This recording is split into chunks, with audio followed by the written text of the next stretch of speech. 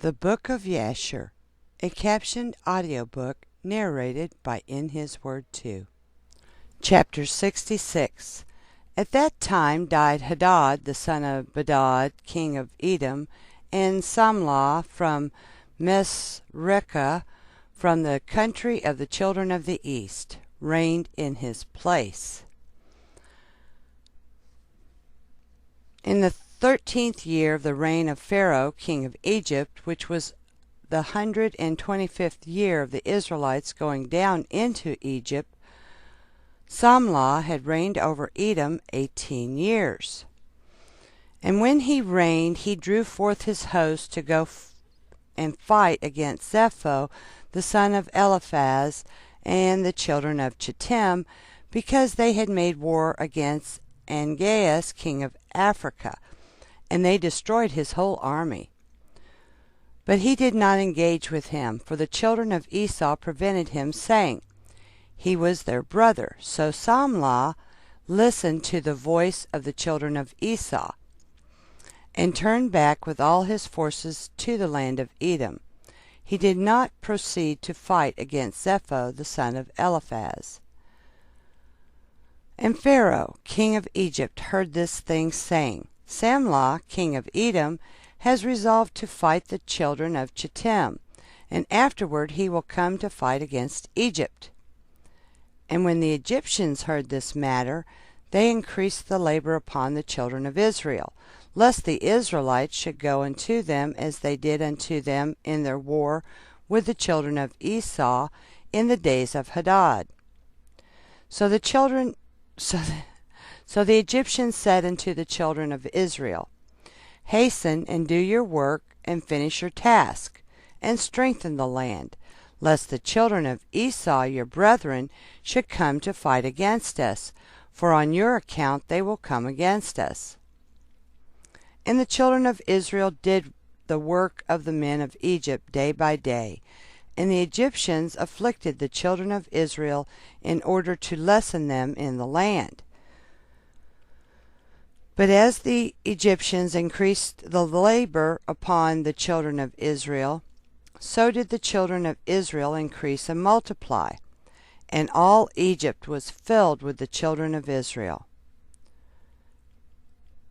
And in the 125th year of Israel's going down into Egypt, all the Egyptians saw that their counsel did not succeed against Israel, but that they increased and grew.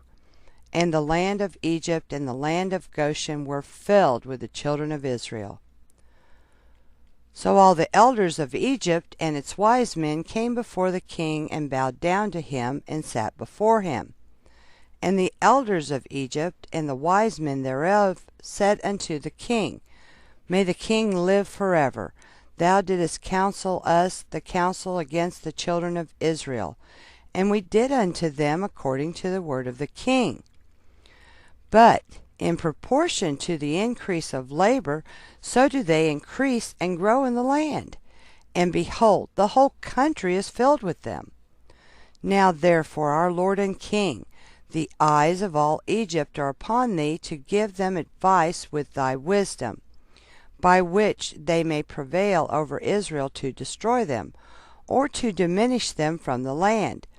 And the king answered them, saying, Give you counsel in this matter, that we may know what to do unto them. And an officer, one of the king's counselors, whose name was Job, from Mesopotamia, in the land of Uz, answered the king, saying, If it please the king, let him hear the counsel of his servant. And the king said unto him, Speak.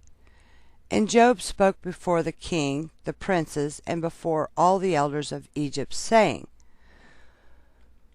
Behold, the counsel of the king which he advised formerly respecting the labor of the children of Israel is very good, and you must not remove from them that labor forever. But this is the advice counseled by which you may lessen them, if it seems good to the king to afflict them. Behold, we have feared war for a long time, and we said, When Israel becomes fruitful in the land, they will drive us from the land if a war should take place. if it please the king. Let a royal decree go forth, and let it be written in the laws of Egypt, which shall not be revoked, that every male child born to the Israelites, his blood shall be spilled on the ground. And by doing this, when all the male children of Israel shall have died, the evil of their wars will cease. Let the king do so, and send for all the Hebrew midwives, and order them in this matter to execute it. So the thing pleased the king and the princes, and the king did according to the word of Job. And the king sent for the Hebrew midwives to be called, of which the name of one was Shephrah, and the name of the other was Puah. And the midwives came before the king, and stood in his presence. And the king said unto them, When you do the office of a midwife to the Hebrew woman, and see them upon the stools, if it be a son, then you shall kill him. But if it be a daughter, then she shall live. But if you will not do this thing, then I will burn you up and all your houses with fire.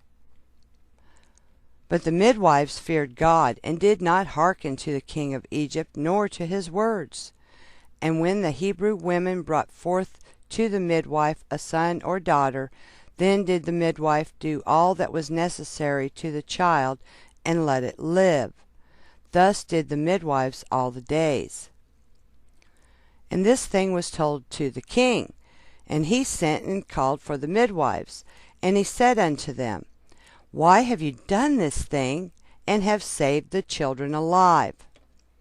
And the midwives answered and spoke together before the king, saying, Let not the king think that the Hebrew women are as the Egyptian women, for all the children of Israel are male, and before the midwife comes to them they are delivered. And as for us, thy handmaids, for many days no Hebrew woman has brought forth upon us, for all the Hebrew women are their own midwives, because they are hale. And Pharaoh heard the words, and believed them in this matter. And the midwives went away from the king, and God dealt well with them, and the people multiplied and waxed exceedingly.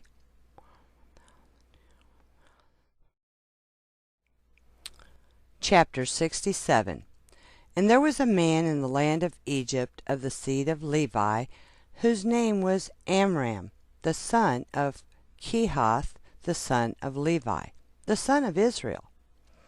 And this man went and took a wife, namely Jochebed, the daughter of Levi his father's sister, and she was 126 years old, and he came unto her.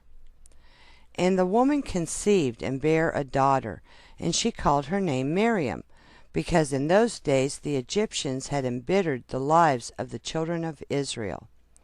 And she conceived again, and bare a son, and she called his name Aaron, for in the days of her conception Pharaoh began to spill the blood of the male children of Israel. In those days died Zepho, the son of Eliphaz, the son of Esau, king of Chittim, and Janaeus reigned in his stead. And the time that Zepho reigned over the children of Chittim was 50 years, and he died and was buried in the city of Nabna, the land of Chittim. And Janaeus, one of the mighty men of the children of Chittim, reigned after him, and he reigned 50 years. And it was after the death of the king of Chittim that Balaam, the son of Beor, fled from the land of Chittim, and he went and came to Egypt, to Pharaoh, king of Egypt. And Pharaoh received him with great honor, for he had heard of his wisdom, and he gave him presents, and made him for a counselor, and aggrandized him. And Balaam dwelt in Egypt, in honor with all the nobles of the king, and the nobles exalted him, because they all coveted to learn his wisdom. And in the 130th year of Israel's going down to Egypt, Pharaoh dreamed that he was sitting upon his kingly throne, and lifted up his eyes, and saw an old man standing before him. And there were scales in the hands of the old man, such scales as are used by merchants. And the old man took the scales and hung them before Pharaoh.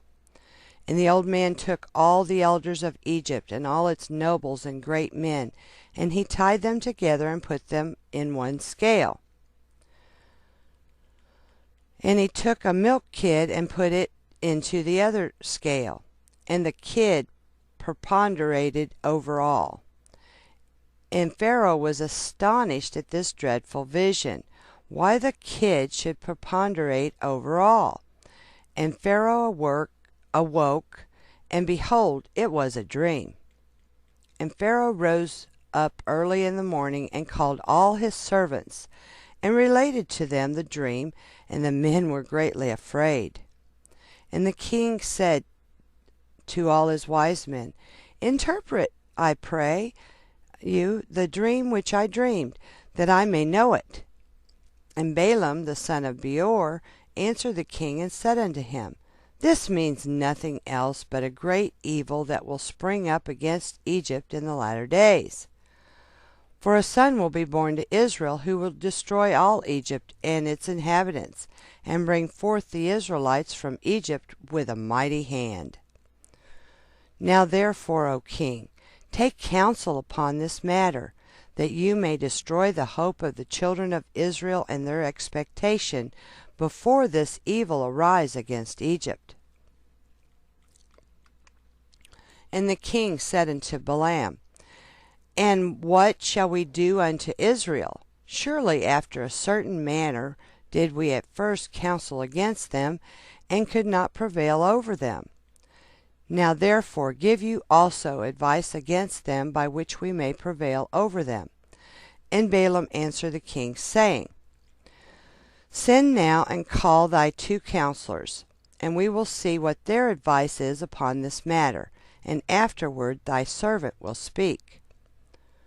And the king sent and called his 2 counselors, Reuel the Midianite, and Job the Uzite. And they came and sat before the king. And the king said unto them, Behold, you have both heard the dream which I have dreamed, and the interpretation thereof.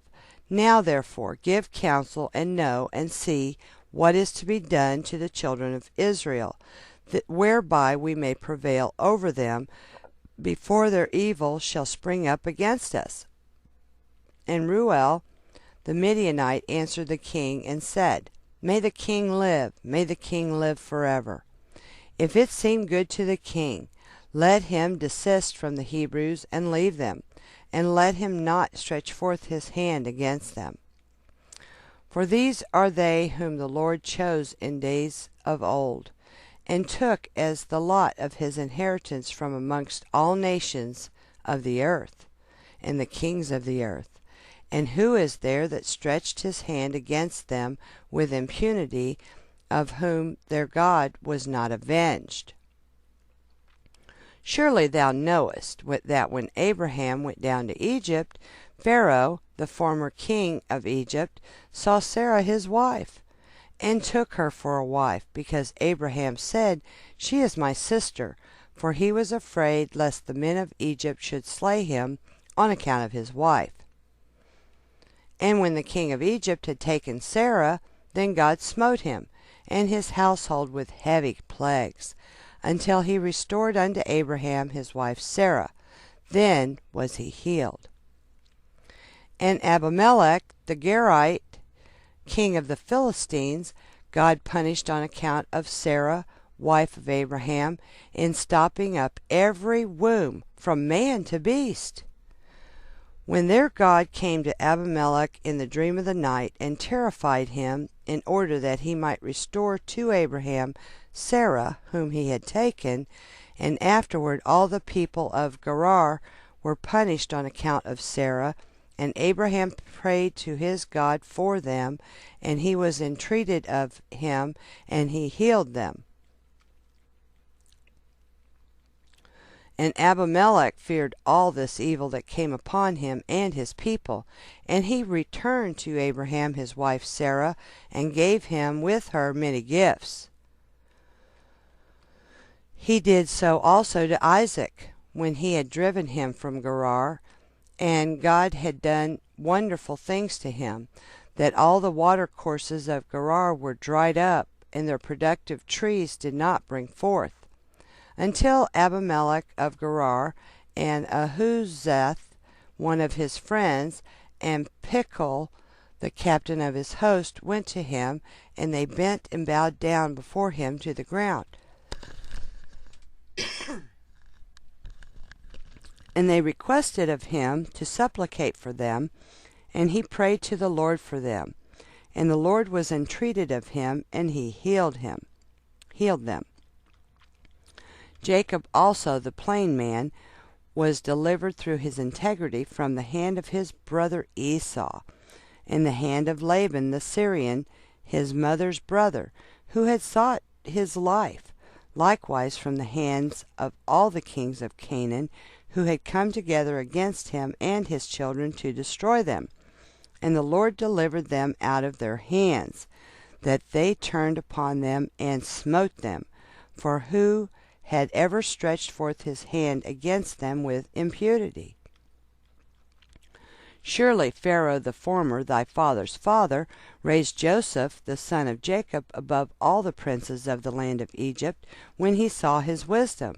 For through his wisdom he rescued all the inhabitants of the land from the famine. After which he ordered Jacob and his children to come down to Egypt, in order that through their virtue the land of Egypt and the land of Goshen might be delivered from the famine. Now therefore, if it seem good in thine eyes, cease from destroying the children of Israel. But if it be not thy will that they shall dwell in Egypt, send them forth from here, that they may go to the land of Canaan, the land where their ancestors sojourned. And when Pharaoh heard the words of Jethro, he was very angry with him, so that he rose with shame from the king's presence, and went to Midian, his land, and took Joseph's stick with him. And the king said to Job the Uzite, What sayest thou, Job? And what is thy advice respecting the Hebrews? So Job said to the king, Behold, all the inhabitants of the land are in thy power. Let the king do as it seems good in his eyes. And the king said to Balaam, What dost thou say? Balaam, speak thy word, that we may hear it. And Balaam said to the king, Of all that the king has counseled against the Hebrews will they be delivered, and the king will not be able to prevail over them with any counsel. For if thou thinkest to lessen them by the flaming fire, thou canst not prevail over them. For surely their God delivered Abraham their father from Ur of the Chaldeans, and if thou thinkest to destroy them with a sword, surely Isaac their father was delivered from it, and a ram was placed in his stead. And if with hard and rigorous labor thou thinkest to lessen them, thou wilt not prevail even in this, for their father Jacob served Laban in all manner of hard work, and prospered. Now therefore, O king, hear my words. For this is the counsel which is counselled against them, by which thou wilt prevail over them, and from which thou shouldest not depart. If it please the king, let him order all their children which shall be born from this day forward to be thrown into the water. For by this canst thou wipe away their name, for none of them nor of their fathers were tried in this manner. And the king heard the words of Balaam, and the thing pleased the king and the princes, and the king did according to the word of Balaam. And the king ordered a proclamation to be issued, and a law to be made throughout the land of Egypt, saying, Every male child born to the Hebrews from this day forward shall be thrown into the water. And Pharaoh called unto all his servants, saying, Go now and seek throughout the land of Goshen, where the children of Israel are, and see that every son born to the Hebrews shall be cast into the river, but every daughter you shall let live. And when the children of Israel heard this thing which Pharaoh had commanded, to cast their male children into the river, some of the people separated from their wives, and others adhered to them. And from that day forward, when the time of delivery arrived to those women of Israel who had remained with their husbands, they went to the field to bring forth there, and they brought forth in the field, and left their children upon the field, and returned home. And the Lord, who had sworn to their ancestors to multiply them, sent one of his ministering angels, which are in heaven, to wash each child in water, to anoint and swathe it, and to put into its hands 2 smooth stones, from one of which it sucked milk, and from the other honey. And he caused its hair to grow to its knees, by which it might cover itself, to comfort it, and to cleave to it through his compassion for it. And when God had compassion over them, and had desired to multiply them upon the face of the land, he ordered his earth to receive them to be preserved therein till the time of their growing up. After which the earth opened its mouth and vomited them forth, and they sprouted forth from the city like the herb of the earth, and the grass of the forest. And they returned each to his family and to his father's house, and they remained with them. And the babes of the children of Israel were upon the earth like the herb of the field, through God's grace to them. And when all the Egyptians saw this thing, they went forth each to his field with his yoke of oxen and his plowshare, and they plowed it up as one plows the earth at seed time. And when they plowed, they were unable to hurt the infants of the children of Israel, so the people increased and waxed exceedingly. And Pharaoh ordered his officers daily to go to Goshen to seek for the babes of the children of Israel. And when they had sought and found one, they took it from their mother's bosom by force, and threw it into the river. But the female child they left with its mother. Thus did the Egyptians do to the Israelites all the days.